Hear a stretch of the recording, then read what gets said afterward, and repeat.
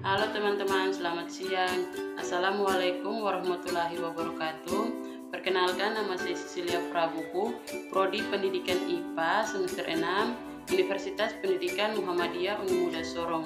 Tujuan saya membuat video ini yaitu untuk memenuhi tugas akhir mata kuliah media pembelajaran semester 4 yang diampu oleh Ibu Mustika Irianti MPD. Yang kedua, saya akan membagikan hasil presentasi saya. Ayo teman-teman, ikuti saya dan simak ke video selanjutnya. Pada slide pertama terdapat judul materi dan identitas mahasiswa.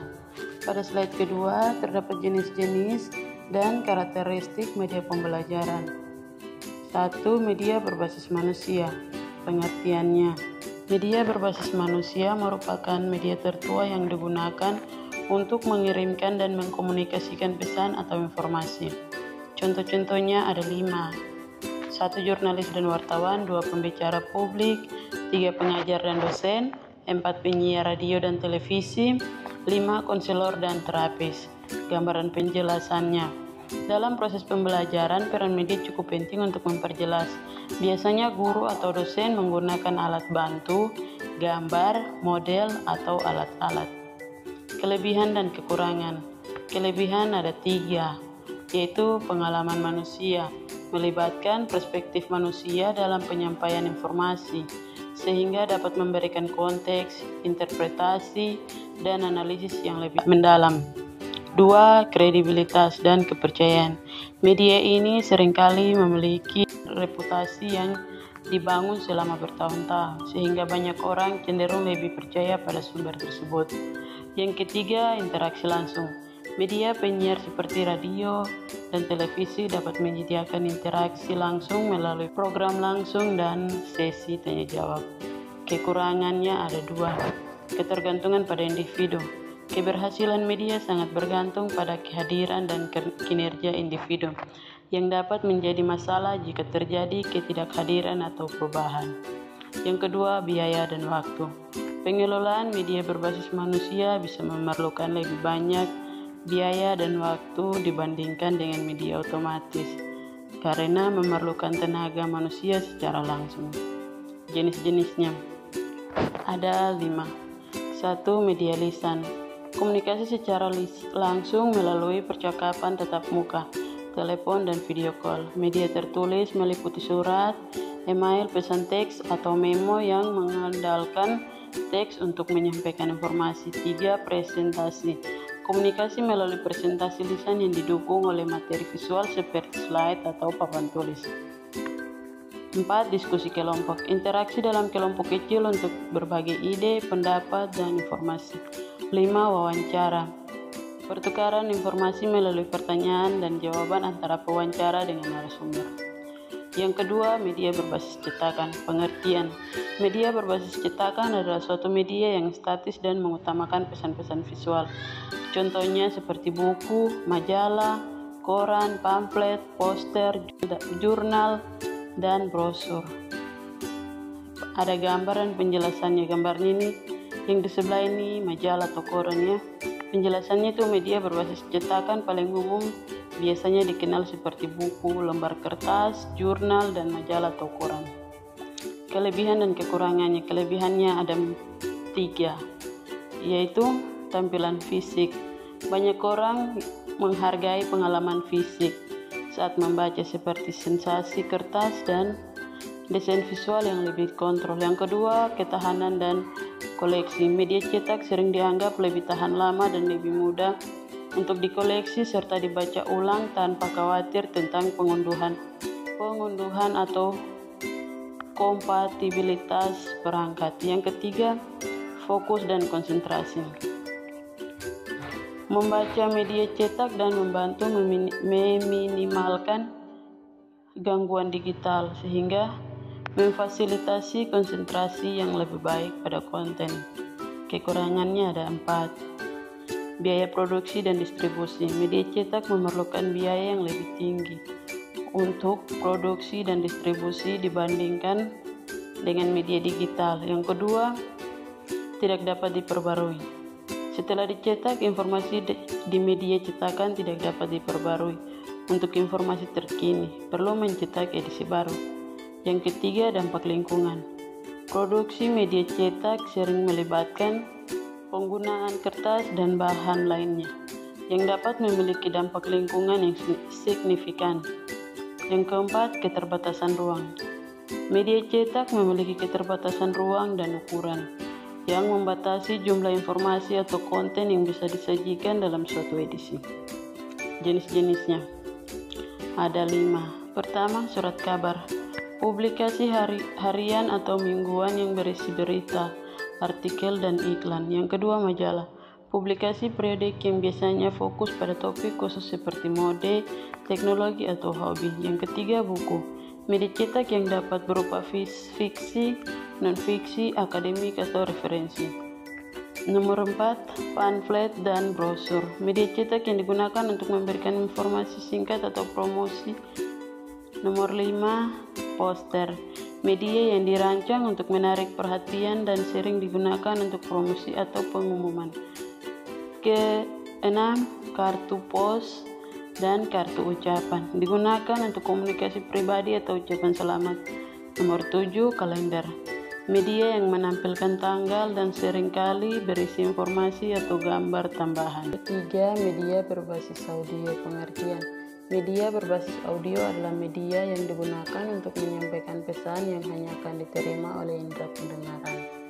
Contohnya seperti radio, tape recorder, telepon, laboratorium, bahasa, dan lain-lain. Gambaran penjelasannya, media berbasis audio ini yang isinya hanya bisa diterima oleh indera pendengar atau telinga. Kelebihannya yaitu kemudahan konsumsi. Audio bisa didengarkan sambil melakukan aktivitas lain seperti berkendara atau bekerja tanpa mengganggu aktivitas tersebut. Keterjangkauan. Produksi dan distribusi konten audio seringkali lebih murah dibandingkan dengan video, menjadikannya opsi yang lebih terjangkau bagi banyak pembuatan konten. Meningkatkan pemahaman.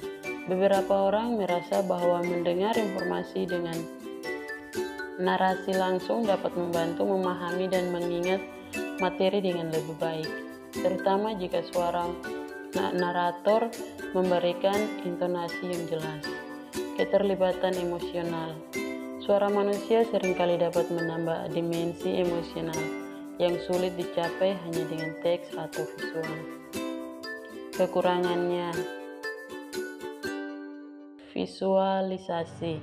Tidak ada elemen visual yang dapat membantu memperjelas informasi atau mendukung pemahaman. Keterbatasan fokus.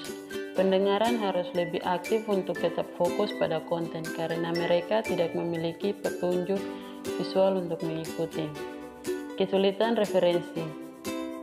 Informasi atau data sulit direferensikan kembali tanpa adanya teks atau gambar yang bisa dilihat. Komunikasi satu arah. Interaksi biasanya bersifat satu arah, sehingga kurang memungkinkan untuk dialog atau umpan balik langsung. Jenis-jenisnya ada 3. Audio drama.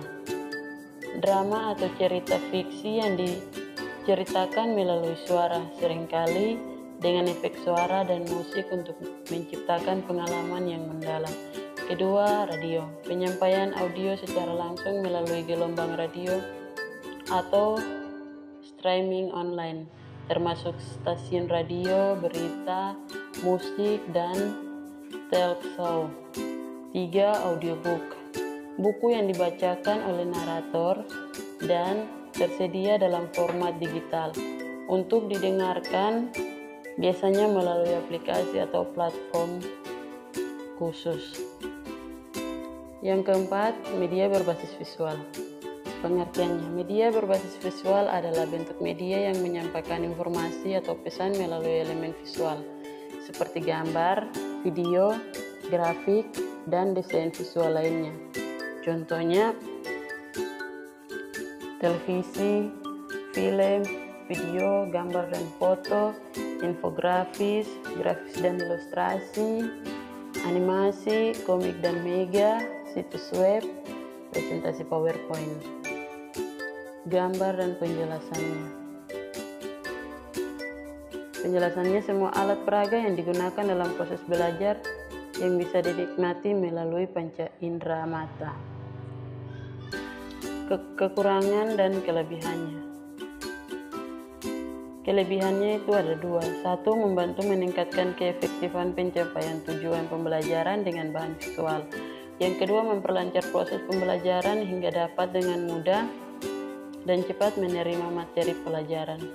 Kekurangannya ada dua juga. Satu, lambat dan kurang simpel. Dua, berukuran gambar seringkali kurang tepat dalam pengajaran kelompok, memerlukan ketersediaan asal serta keterampilan.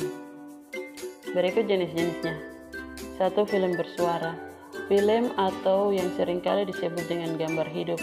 Hal tersebut adalah gambar dari sebuah frame yang diproyeksikan satu persatu melalui lensa proyektor secara mekanis.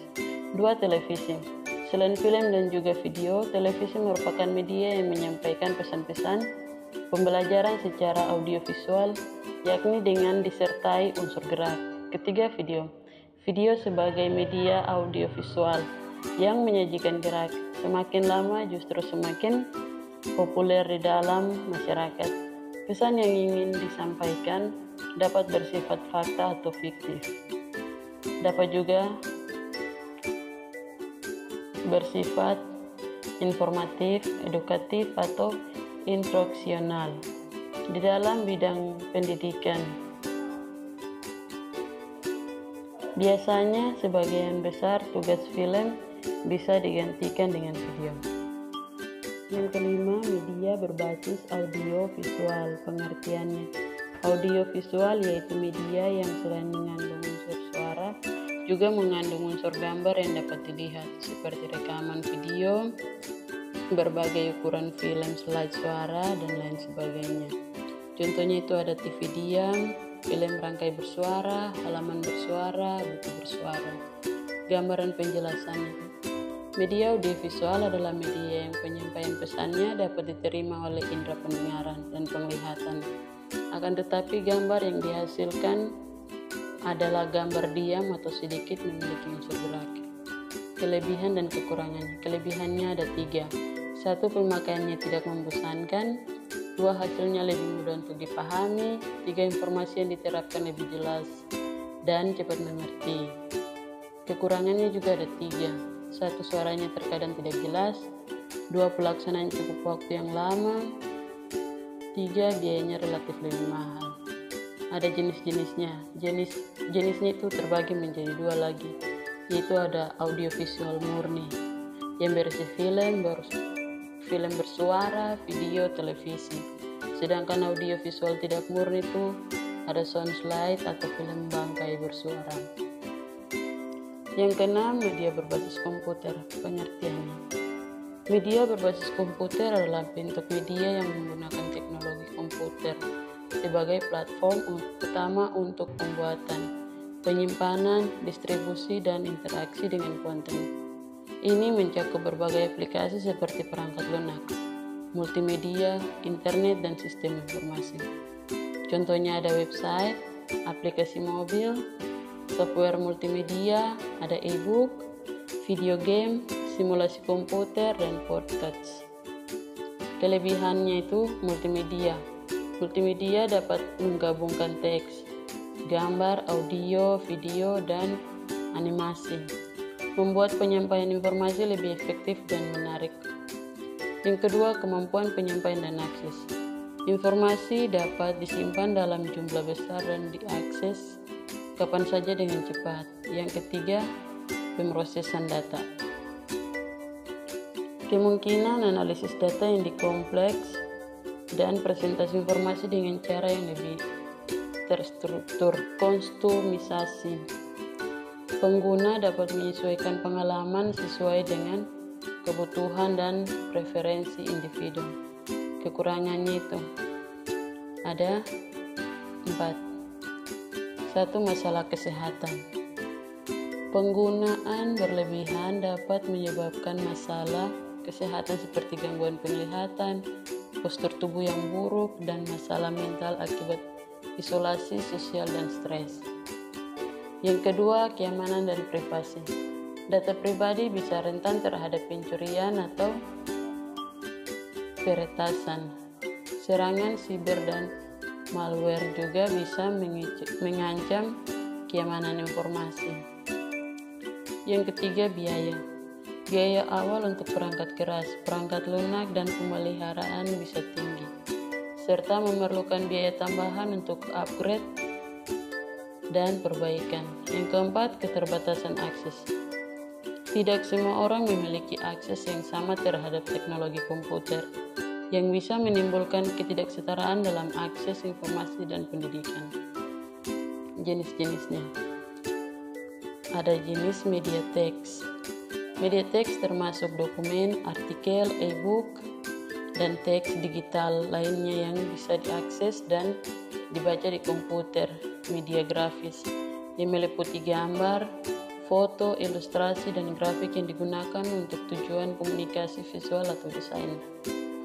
Media audio seperti musik, podcast, dan efek suara yang dapat diputar melalui perangkat komputer. Media video termasuk film, video, animasi, dan video streaming yang disimpan atau diputar di komputer. Burung mirian, burung cendrawasih. Cukup sekian dan terima kasih.